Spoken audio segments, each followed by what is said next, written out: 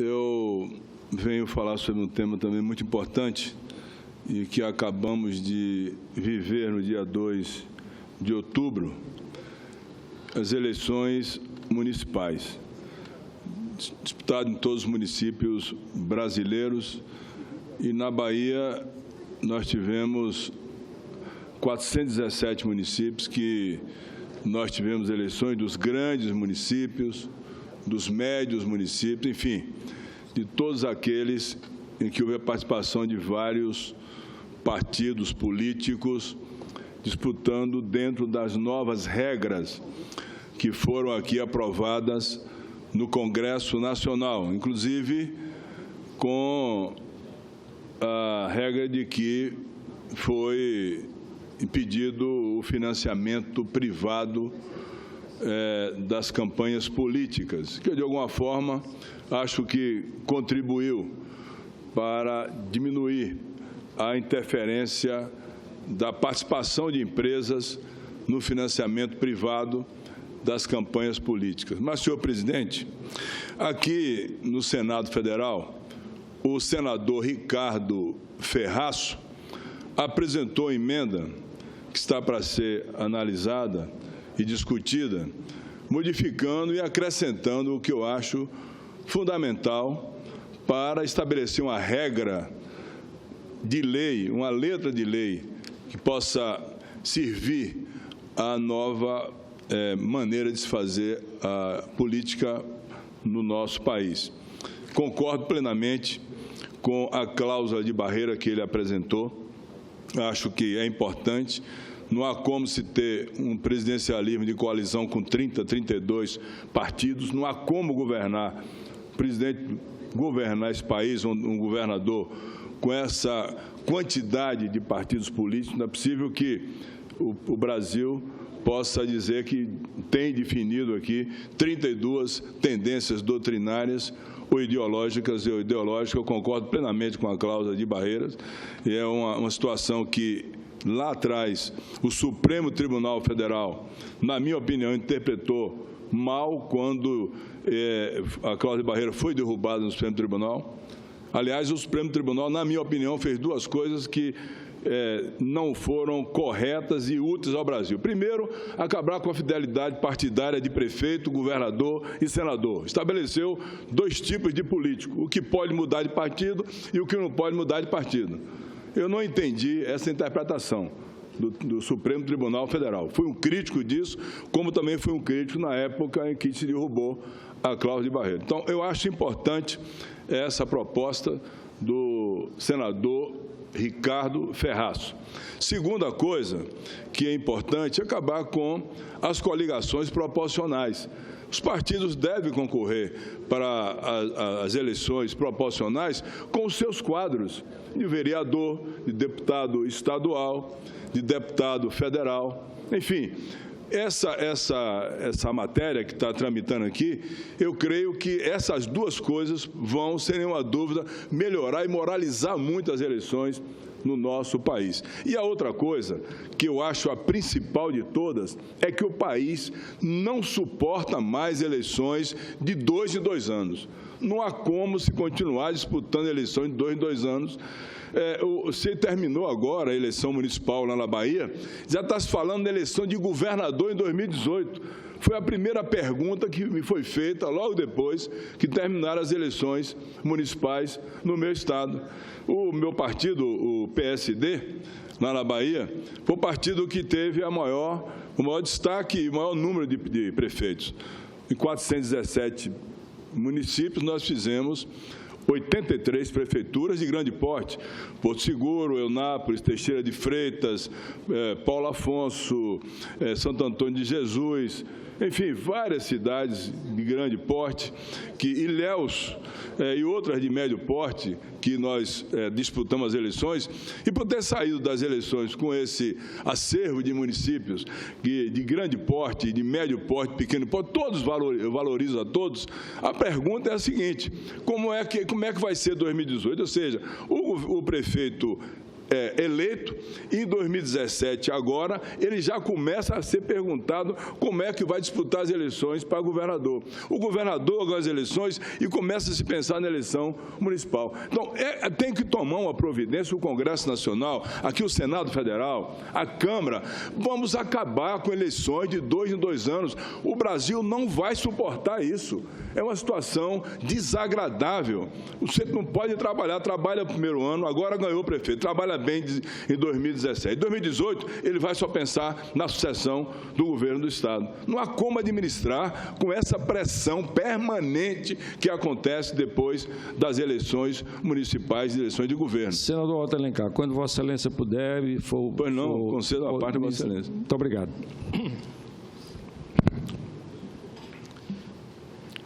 Senador Otto Alencar, para que as coisas melhorem no Brasil, não precisa fazer nada de excepcional. Basta acabar com aquilo que nós achamos que é errado. Basta evitar de criar coisas novas que nós achamos que é errado. E o Brasil criou a reeleição quando 90% dos parlamentares achavam que era errado para o Brasil. Achavam que era errado para o Brasil. Então, o que é que está acontecendo? O prefeito que está sendo eleito agora a primeira vez, no dia 1º de janeiro, ele vai comemorar o dia da posse e, a partir do dia 2, ele vai tratar da reeleição. Ele vai tratar da reeleição. E temos também que acabar aquilo que todos nós e a maioria dos brasileiros acha que é errado, que é esse número excessivo de partidos. Foi um tiro no pé quando o Supremo Tribunal Federal acabou com a cláusula de barreira. A cláusula de barreira existe quase... A Alemanha é 5%, a Turquia 10%. Então, todos os sistemas políticos dos países desenvolvidos, ele tem uma cláusula de barreira explícita ou cultural, mas tem, né? E como a Alemanha é um sistema multipartidário, tem a cláusula de barreira lá 5% do total dos votos nacionais. Então, isso é uma coisa muito simples, porque o Congresso Nacional, por exemplo, ele funciona no consenso dos líderes. Então, se você tem na Câmara dos Deputados 29 partidos representados, toda matéria importante que chega do interesse do país, ou do interesse do governo, ou do interesse de quem quer que seja, para que aquela matéria ande, tem que ter o consenso de 29 líderes. Então, isso é uma coisa que tira a eficiência do funcionamento do Congresso Nacional. Então, é uma coisa errada. O povo brasileiro acha errado. Não vamos falar em partidos que são criados para pegar a verba do fundo partidário, ou partidos que vendem o seu tempo de televisão. Isso aí é tudo decorrência, é tudo consequência. O errado em si é a quantidade excessiva de partidos, que nós temos que encontrar uma solução para isso. E acabar a reeleição, concordo, não é? E acabar com a eleição de 2 em 2 anos. Exatamente. Porque a eleição no país, como o voto é obrigatório, não é? Como a eleição no país mobiliza todas as forças vivas do país, o país para fazer uma eleição e gasta muito para fazer uma eleição. Então, nós precisamos unificar as eleições num único dia. É uma coisa mais simples, hoje, com o sistema informatizado, com a habilidade das pessoas, com conhecimento, todo mundo sabe votar. Pode botar lá 50 candidatos, que a eleição não cria nenhum tipo de dificuldade para o exercício do voto. Parabenizo Vossa Excelência, porque são assuntos da maior importância e que o Congresso Nacional, o Senado Federal, tem obrigação de dar essa resposta positiva para a sociedade brasileira. Pois não, senador Raimundo, eu incorporo a parte de Vossa Excelência. Então, são quatro itens que eu acho que devem ser realizados logo. Primeiro, a cláusula de barreira, depois, acabar com a coligação proporcional, eleições gerais com um mandato de 5 anos, isso é uma coisa que eu acho importante e que possa acontecer, e o Congresso deveria tomar essa decisão logo, acabando com a reeleição. Ou se faz isso, ou vai acontecer, senador Raimundo Lira, meu caro presidente, o que eu nunca vi em toda a minha vida em eleição, eu vi na Bahia esse ano. O Caixa 2 desse ano, no meu estado, não sei outros estados, em alguns municípios, ele foi financiado pelo tráfico de drogas. O tráfico de drogas entrou investindo na política de prefeituras, algumas, não todas, achando que é um bom negócio. Começou esse ano, eu vi com meus olhos, com clareza, a interferência direta do financiamento de algumas campanhas políticas, inclusive em um município da região metropolitana de Salvador, Simões Filho, o chefe do tráfico de drogas, ao lado do prefeito vencedor, financiando a campanha através do Caixa 2, através da agiotagem e através da contravenção. Esse foi o resultado de se acabar abruptamente o financiamento privado, quando deveria ter regras para essa finalidade. Pois bem, pela primeira vez, eu posso dizer, e eu citei o município aqui, da região metropolitana, de quase 200 mil habitantes, que o prefeito foi financiado pelo tráfico de drogas, tirando a foto com o chefe do tráfico de drogas ao seu lado, sem nenhuma cerimônia. E acha-se agora, na Bahia, em alguns lugares, no Rio de Janeiro também já vi isso, quantos foram mortos agora lá no Rio de Janeiro, candidatos, que eles acham que é um bom negócio, aplicar para eleger e depois retirar dos cofres públicos. Essa é uma grande realidade que eu não conhecia há 30 anos que faço política. E disputei eleições com o PSD em 162 partidos, fizemos 83 prefeitos e fui, de alguma forma, verificar e sou testemunha disso, dessa situação de que o Caixa 2 agora está vindo pela contravenção, pela agiotagem, e infelizmente, no nosso país, pelo tráfico de drogas. É uma coisa que me deixou muito triste. Portanto, a reforma política deve ser feita como prioridade. Se o governo atual, o governo do presidente Michel Temer, se o Senado, a Câmara Federal, quiser tomar uma decisão para ajudar esse país a sair dessa situação, essa é a reforma política necessária que deveria ser feita em regime de urgência para já valer a partir de 2018.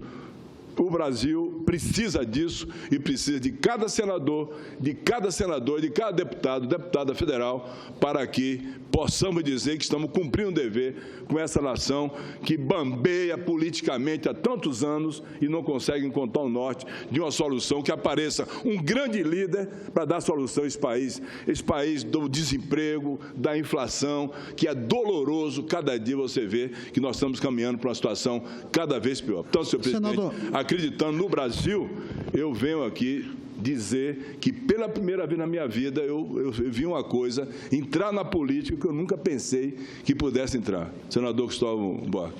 Senador, primeiro, eu acho que seria muito bom se a gente tivesse um líder, mas não vamos ter. E, além disso, melhor ainda ter o líder, ter uma grande ideia que unifique um grupo de nós aqui, grande. Afinal de contas, pode não ter um líder, mas tem líderes. Nós somos os líderes desse país. Nós precisamos, de fato, trazer uma proposta. O que o senhor está trazendo, eu ouvi uma vez do presidente Sarney, acho que um ano atrás, quando ele me falou que achava, presidente, que essa crise não é grande como a que virá. Ele disse, dentro de 10, 15, 20 anos, não estarei mais aqui. Ele disse, o Brasil está caminhando para uma desagregação. E se nós olharmos bem, está havendo um caminho. A tomada do crime organizado é uma forma de desagregação. A violência, mesmo sem tomada do poder por eles, é uma forma de desagregação. Aliás, o plebiscito desse fim de semana para saber se os 3 estados do Sul vão se independizar do Brasil, embora isso há tantas décadas que se fala, e o senhor de Santa Catarina, mas não deixa de ser algo que passa a ideia de desagregação. A violência, a falta de utopia na juventude, a quantidade de votos nulos, brancos e as abstenções é uma forma, é um recado para dizer que o Brasil está se desagregando. E nós não estamos trabalhando a ideia de agregação. A própria Constituição não ajuda muito na agregação, porque ela dá muitos direitos, alguns que são verdadeiros privilégios, e não tem muitos deveres de cada um de nós como cidadão e cidadã. Então, o seu argumento é fundamental. Achei excelente trazer esse problema. A manifestação de indignação com o que nós estamos vivendo é muito importante, mas isso exigiria de nós, eu não sei como, ficando apenas 3 dias cada um de nós aqui, como poderíamos trabalhar uma ideia para reagregar esse país, ou barrar a marcha para uma desagregação. Eu tenho até usado uma expressão que é exagerada, é verdade, é uma Síria sem bombas. Um país em que se faria grupos espalhados por aí. Então, eu creio que valia a pena refletirmos sobre isso que o senhor viu, que o senhor sente, que nós sentimos e que não estamos dando a resposta. Parabéns por ter trazido o assunto, mas vamos tentar encontrar uma proposta comum entre nós. E a reforma política é um dos caminhos também. Acho que é o principal caminho hoje, senador Cristóvão Buarque, Vossa Excelência, que é um homem que tem uma história de vida honrada, digna, que eu admiro muito, um brasileiro na verdadeira expressão da palavra, educador, compromissado com todos os caminhos que podem levar o Brasil a uma solução, mas, sinceramente, pela primeira vez, depois de 30 anos de política, eu fiquei num desalento muito grande de perceber que eu nunca podia imaginar na minha vida que um prefeito, são poucos na Bahia, identificamos poucos, pudesse submeter a um financiamento explícito pelo tráfico de drogas, pelo chefe de tráfico de drogas, como aconteceu no meu estado. Isso pode ampliar a violência e chegar a uma situação de descontrole total. Eu incorporo a parte de Vossa Excelência e o termo que Vossa Excelência usou é muito próprio, de descontrole e desorganização total da sociedade, se não tivermos uma solução muito rápida para isso. Eu agradeço, senhor presidente, a tolerância e a dos senadores que me ouviram.